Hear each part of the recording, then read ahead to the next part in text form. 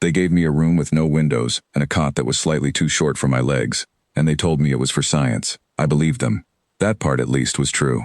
The station was called Voreth Null in the compact registry, a deep void platform positioned at a gravitational null point between two bodies, with no rotational frame worth measuring by.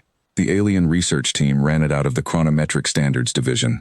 I was told the study was about cognitive drift in human subjects under total temporal deprivation. No light cycles, no scheduled contact, no clock, no external time cue of any kind.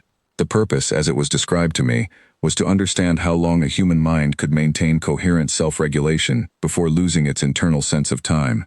My name is Dara Kessel. I have a graduate background in xenobiological isolation methodology, which is part of why they selected me. The other reason I now understand had nothing to do with my qualifications. I went in on the 5th day of the 3rd month of the compact year 7441. I know that because they logged it, and I eventually read the log. Inside the vault, I had no idea what day it was within 20 minutes of the door closing. The vault was sealed. The cot, a nutrition dispenser set to respond to physical cues, hunger indicators in my pressure of grip, not to any schedule, and a small table with a journal and a stack of print materials. No electronic devices, no chronometer of any kind.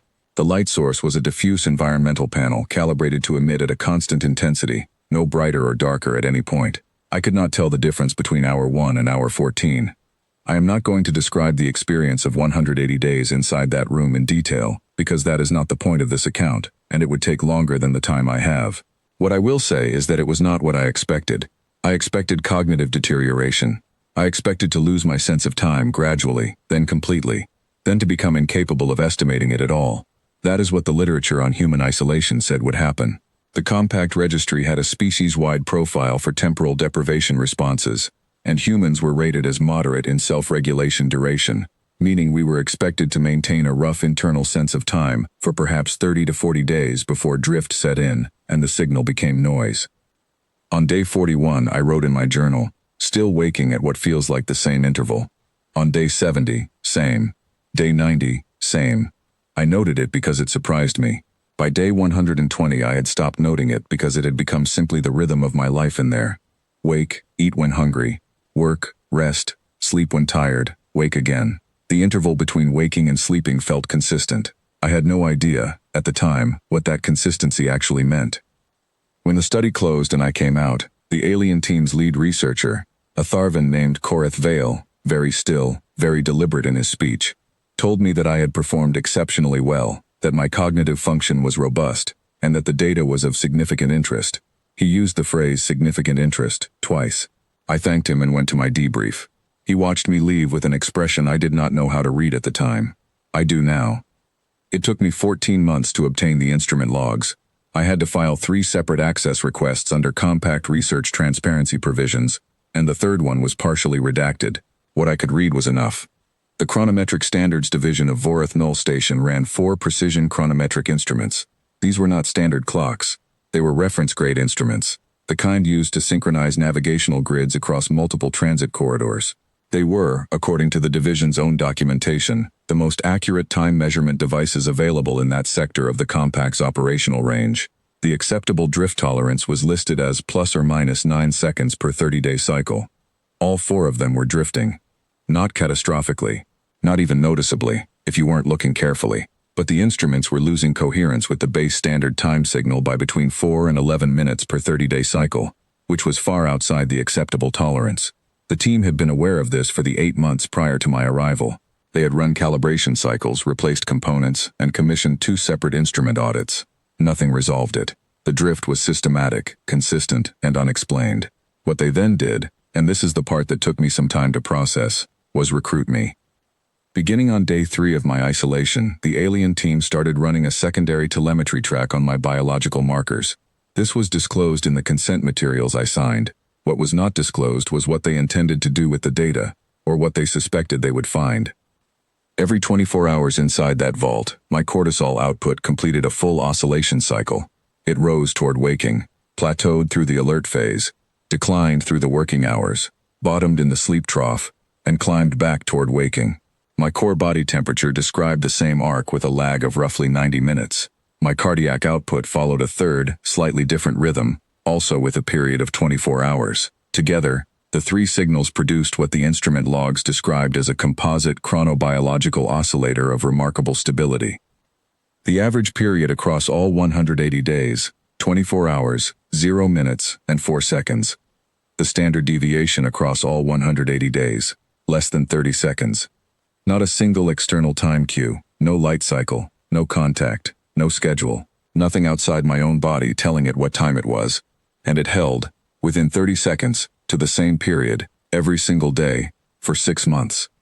Beginning on day 7, the alien team began using my biological telemetry as a calibration reference for their instruments. The log entry for that morning, translated literally, initiating biological synchronization. Reference source, human subject. Cross-reference interval confirmed. They did this every morning for 180 days. Their instruments, corrected against my body's signal each cycle, held within tolerance for the remainder of the study. The drift problem that had persisted for 8 months and resisted every technical solution was resolved by checking their clocks against the timing of my cortisol curve. Sat with Koreth Vale's report for a long time after I read it. He had written, in the final summary section, that the human circadian system represented a biological chronometric architecture of an order not previously documented in the compact species registry. That in the absence of every external temporal reference, light, gravity cycle, contact, chemical cue, anything, the human body continued to run on an internal oscillator so consistent and so precise that it compared favorably to the division's reference-grade instrumentation. That the species should probably be reclassified in the temporal self-regulation category, that future long-duration isolation studies involving human subjects should note, in the ethics disclosure, that the human may effectively be the most accurate clock in the facility. That last line landed the way a cold floor lands when you step out of bed in the dark. I had gone into that vault thinking I was the subject of a study about cognitive resilience, and I was. But I was also, without knowing it, a piece of precision instrumentation.